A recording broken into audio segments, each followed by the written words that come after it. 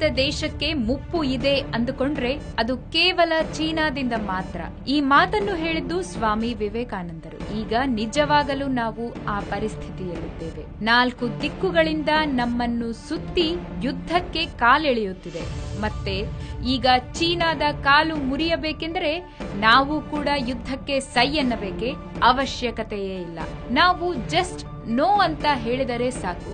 ಯಾವುದಕ್ಕೆ ನೋ ಅನ್ಬೇಕು ಅಂತ ಗೊತ್ತಲ್ಲವೇ? ಹೌದು, ನಿಮ್ಮ ಗೆಸ್ ಕರೆಕ್ಟ್. ಮೇಡ್ ಇನ್ ಚೈನಾಗೆ ನೋ ಹೇಳಿದರೆ ಸಾಕು. ಚೀನಾದ ಕಾಲು ಮಾತ್ರ ಅಲ್ಲ, ಕೈಗಳು ತಮ್ಮಷ್ಟಕ್ಕೆ ತಾವೇ ಮುರಿದು ಹೋಗುತ್ತವೆ. 1962ರಲ್ಲಿ ನಾವು ಸ್ವಲ್ಪ ಅಲಕ್ಷ್ಯದಿಂದಿರುವ ಸಮಯದಲ್ಲಿ ಯುದ್ಧಕ್ಕಿಳಿದು ಭಾರತದಲ್ಲಿಯ ಕೆಲವು ಕೀಲಕ ಪ್ರಾಂತಗಳನ್ನು ಚೀನಾ ಆಕ್ರಮಿಸಿಕೊಂಡಿತು. ನಿಜ ಹೇಳುವುದಾದರೆ ಆಗ ಚೀನಾದೊಂದಿಗೆ ಯುದ್ಧ ಮಾಡಲು ಬೇಕಾದಷ್ಟು ಸೈನಿಕ ಆಯುಧ ಸಂಪತ್ತು ನಮ್ಮ ಹತ್ತಿರ ಇರಲಿಲ್ಲ. ಯಾಕಂದ್ರೆ ಆಗ ತಾನೇ ಸ್ವಾತಂತ್ರ್ಯ ಪಡೆದು ಸ್ಥಿರಪಡುವ ದಶದಲ್ಲಿ ನಾವಿದ್ದೆವು. ನಮ್ಮ ಬಲಹೀನತೆಯನ್ನು ಆಸರವಾಗಿರಿಸಿಕೊಂಡು ಆಕ್ಸಾಯ್ ಚಿನ್ನೊಂದಿಗೆ ಅರುಣಾಚಲ ಪ್ರದೇಶದಲ್ಲಿಯ ಸ್ವಲ್ಪ ಭಾಗವನ್ನು ಕಬಳಿಸಿತು ಚೀನಾ. ಅಷ್ಟಾದರೂ ಸಾಮ್ರಾಜ್ಯ ಕಾಂಕ್ಷೆ ತೀರದ ಡ್ರ್ಯಾಗನ್ ಭಾರತದ ಸುತ್ತಲೂ ಮುತ್ತಿನ ಹಾರದ ಹೆಸರಿನ ನೌಕಾಶ್ರಯಗಳನ್ನು, ಯುದ್ಧ ಸ್ಥಾವರಗಳನ್ನು ನಿರ್ಮಿಸುತ್ತಾ ಭಾರತವನ್ನು ದಿಗ್ಬಂಧಿಸುತ್ತಿದೆ. ಇನ್ನು ಹೊಸತಾಗಿ ಡೋಕ್ಲಾಂನಲ್ಲಿ ರಹದಾರಿಯನ್ನು ನಿರ್ಮಿಸುತ್ತಾ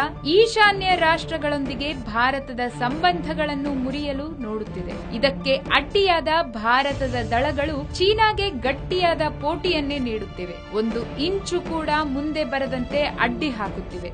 ಪ್ರಧಾನಮಂತ್ರಿ ನರೇಂದ್ರ ಮೋದಿ ನೇತೃತ್ವದಲ್ಲಿಯ ಕೇಂದ್ರ ಪ್ರಭುತ್ವ ಕೂಡ ಚೀನಾವನ್ನು ನೋಡಿ ಅಳುಕುತ್ತಿಲ್ಲ. ಅವರ ಸೈನಿಕ ಆಯುಧ ಸಂಪತ್ತು ನಮಗಿಂತ ಜಾಸ್ತಿ ಇದ್ದರೂ ಕೂಡ ನಾವು ಯುದ್ಧಕ್ಕೆ ಸಿದ್ಧ ಎನ್ನುವ ಸಂಕೇತಗಳನ್ನು ನೀಡುತ್ತಿದೆ. ಧೈರ್ಯದಿಂದ ನಿಲ್ಲುವುದೇ ವಿಜಯ, ಭಯವೇ ಮರಣ ಎನ್ನುವ ರೀತಿಯಲ್ಲಿ ಡೋಕ್ಲಾಂನಲ್ಲಿ ಸ್ಥಿರ ನಿವಾಸಗಳನ್ನು ಸೃಷ್ಟಿಸಿ ಚೀನಾಗೆ ಗಟ್ಟಿಯಾದ ಪ್ರತಿಯುತ್ತರವನ್ನ ನೀಡುತ್ತಿದೆ ಇಂಡಿಯನ್ ಆರ್ಮಿ. 1962ರ ಕಾಲದ ಭಾರತ ಅಲ್ಲವೆಂದು ಈಗ ನಾವು ಕೂಡ ಏನಾದ್ರೂ ಮಾಡಬಲ್ಲ ಸ್ಥಿತಿಯಲ್ಲಿದ್ದೇವೆ ಎನ್ನುವ ಎಚ್ಚರಿಕೆಯನ್ನು ನೀಡಿದೆ. ಇದಕ್ಕೆ ಚೀನಾದಿಂದ ಬರುತ್ತಿರುವ ಪ್ರತಿ ಸವಾಲ್ಗೆ ಬದಲು ನೀಡುತ್ತಾ ಡ್ರ್ಯಾಗನ್ ಅನ್ನು ನಿಯಂತ್ರಿಸುತ್ತಿದೆ. ಮಾತಿನ ಕಾಳಗ ಮುಗಿದು ಕೈ ಜಗಳಕ್ಕೆ ನಿಂತರೆ ಎರಡೂ ದೇಶಗಳು ತೀವ್ರ ನಷ್ಟಕ್ಕೆ ಗುರಿಯಾಗುತ್ತವೆ ಎನ್ನುವುದು ತಿಳಿದಿರುವ ಸತ್ಯ. ಆದರೂ ಶತ್ರುಗಳು ರೊಚ್ಚಿಗೆಬ್ಬಿಸುವಾಗ ಬಾಲ ಮುದುರಿಕೊಂಡು ಕುಳಿತರೆ ಅದು ಸೋಲಿಗೆ ಸಮಾನ. ಅದಕ್ಕಾಗಿ ಭಾರತ ಕೂಡ ಯುದ್ಧಕ್ಕೆ ಸೈ ಎನ್ನುತ್ತಿದೆ. ಇದರಲ್ಲಿ ಸೈನಿಕ ಪಾತ್ರ ತುಂಬಾ ದೊಡ್ಡದು. ಅವರು ತುಂಬಾ ಜವಾಬ್ದಾರಿಗಳನ್ನು ಸಮರ್ಥಕವಾದ ರೀತಿಯಲ್ಲಿ ನಿರ್ವಹಿಸುತ್ತಿದ್ದಾರೆ.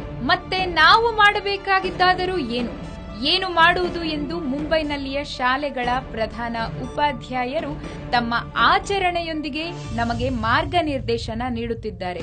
ಅದೇ ನೋ ಮೇಡ್ ಇನ್ ಚೈನಾ ಮಂತ್ರ. ಇದನ್ನು ಪಠಿಸಿದರೆ ಸಾಕು, ಇದನ್ನು ಆಚರಿಸಿದರೆ ಸಾಕು, ಡ್ರ್ಯಾಗನ್ಗೆ ತಲೆ ಕೆಟ್ಟು ಹೋಗುತ್ತದೆ. ಮುಂಬೈನಲ್ಲಿರುವ ಶಾಲೆಗಳ ಪ್ರಾಂಶುಪಾಲರ ಅಸೋಸಿಯೇಷನ್ 2 ದಿನಗಳ ಹಿಂದೆ ಈ ಕೀಲಕ ನಿರ್ಣಯವನ್ನು ತೆಗೆದುಕೊಂಡಿದೆ. ಮೇಡ್ ಇನ್ ಚೈನಾ ಹೆಸರಿನ ಯಾವುದೇ ವಸ್ತುವನ್ನು ಖರೀದಿಸಬೇಡಿ ಎಂದು ಮಕ್ಕಳಿಗೆ ತಿಳಿಸಿ ಹೇಳಿದೆ. ಇನ್ನು ಮುಂದೆ ಚೀನಾ ವಸ್ತುಗಳನ್ನು ಬ್ಯಾನ್ ಮಾಡಿ. ಇದು ಆದೇಶವಲ್ಲ, ದೇಶದ ಶ್ರೇಯಸ್ಸಿಗಾಗಿ ನಾವೆಲ್ಲರೂ ಪಾಲಿಸಬೇಕಾದ ನಿರ್ಣಯವೆಂದು ಅದಕ್ಕಾಗಿಯೇ ನಿಮ್ಮಲ್ಲಿ ಮನವಿ ಮಾಡುತ್ತಿರುವುದಾಗಿ ತಿಳಿಸಿದ್ದಾರೆ. ಪ್ರಪಂಚದ ಫ್ಯಾಕ್ಟರಿ ಎಂದೇ ಹೆಸರಾಗಿರುವ ಚೀನಾದಲ್ಲಿ ಉತ್ಪತ್ತಿಯಾಗುತ್ತಿರುವ ವಸ್ತುಗಳಲ್ಲಿ ಆ ದೇಶದ ಪ್ರಜೆಗಳು ವಿನಿಯೋಗಿಸುತ್ತಿರುವುದನ್ನು ಬಿಟ್ಟು ಉಳಿದವುಗಳಲ್ಲಿ 80% ವಸ್ತುಗಳನ್ನು ಭಾರತಕ್ಕೆ ರಫ್ತು ಮಾಡುತ್ತಿದ್ದಾರೆ. ಅಷ್ಟೇ ಅಲ್ಲದೆ ಚೀನಾದ ಕಂಪನಿಗಳು ಭಾರತದಲ್ಲೂ ನೆಲೆಯೂರಿ ವಸ್ತುಗಳನ್ನು ಉತ್ಪತ್ತಿ ಮಾಡುತ್ತಿದ್ದಾರೆ. ಇದರ ಫಲಿತವಾಗಿ ಸಾವಿರಾರು ಕೋಟಿಗಳಷ್ಟು ಹಣವು ನಮ್ಮ ದೇಶದಿಂದ ಚೀನಾದ ಪಾಲಾಗುತ್ತಿದೆ. ಅನಧಿಕಾರ ಲೆಕ್ಕದ ಪ್ರಕಾರ ಒಂದು ದಿನಕ್ಕೆ ಸುಮಾರು 100 ಕೋಟಿ ರೂಪಾಯಿ ಬೆಲೆ ಬಾಳುವ ವಸ್ತುಗಳನ್ನು ಭಾರತೀಯರು ಖರೀದಿಸುತ್ತಿದ್ದೇವೆ. ಒಂದು ವೇಳೆ ಇವುಗಳನ್ನು ಖರೀದಿ ಮಾಡುವುದು ಬಿಟ್ಟರೆ ತಕ್ಷಣವಾಗಿ ಚೀನಾ ದಿನಕ್ಕೆ 100 ಕೋಟಿ ರೂಪಾಯಿಗಳ ನಷ್ಟವನ್ನು ಅನುಭವಿಸಬೇಕಾಗುತ್ತದೆ. ಇದು ಪ್ರತ್ಯಕ್ಷವಾಗಿ ಕಾಣುತ್ತಿರುವ ನಷ್ಟ. ಪರೋಕ್ಷವಾಗಿ ಆ ದೇಶದ ಜನರು ಉಪಾಧಿಯನ್ನು ಕಳೆದುಕೊಳ್ಳುತ್ತಾರೆ. ಆ ದೇಶ ಆರ್ಥಿಕವಾಗಿ ಬಲಹೀನಗೊಳ್ಳುತ್ತದೆ. ಚೀನಾದಲ್ಲಿ ತಯಾರಿಸುವ ವಸ್ತುಗಳು ರಾಶಿಯಾಗಿ ಬಿದ್ದು ಬಿಡುತ್ತವೆ. ಹಲವಾರು ದೇಶಗಳಲ್ಲಿ ಚೀನಾ ವಸ್ತುಗಳ ಮೇಲೆ ನಿಷೇಧ ಅಮಲು ಮಾಡಲಾಗಿದೆ. ಇನ್ನು ನಮ್ಮ ದೇಶದಷ್ಟು ದೊಡ್ಡ ಮಾರ್ಕೆಟ್ ಚೀನಾಗೆ ಮತ್ತೊಂದಿಲ್ಲ. ನಮ್ಮ ದೇಶದಲ್ಲಿ ಮಾರುವ ವಸ್ತುಗಳಿಂದ ಚೀನಾ ಮುಂದೆ ಹೆಜ್ಜೆ ಹಾಕುತ್ತಿದೆ ಎಂದರೂ ಕೂಡ ತಪ್ಪಾಗುವುದಿಲ್ಲ. ಈಗ ಆ ವಸ್ತುಗಳೇ ಮಾರಾಟವಾಗದಿದ್ದರೆ ಇದಕ್ಕಿಂತ ದೊಡ್ಡ ಯುದ್ಧ ಮತ್ತೊಂದು ಇದೆಯೇ? ಅದಕ್ಕಾಗಿ ನಾವೆಲ್ಲ ಈಗ ಪ್ರತಿಜ್ಞೆ ಮಾಡಬೇಕಾದ ಸಮಯ ಆಸೀನವಾಗಿದೆ. ನೋ ಮೇಡ್ ಇನ್ ಚೈನಾ ಈ ಭಾವನೆಯನ್ನು ಮೂಡಿಸಿ ಶೇರ್ ಮಾಡಿ. ಇದರಿಂದ ಸಾವಿರಾರು ಲಕ್ಷ ಭಾರತೀಯರಿಗೆ ಈ ಸಂದೇಶವನ್ನು ತಲುಪಿಸಬಹುದು. ನಮ್ಮ ಕರ್ತವ್ಯವನ್ನು ನಾವು ನಿರ್ವಹಿಸೋಣ.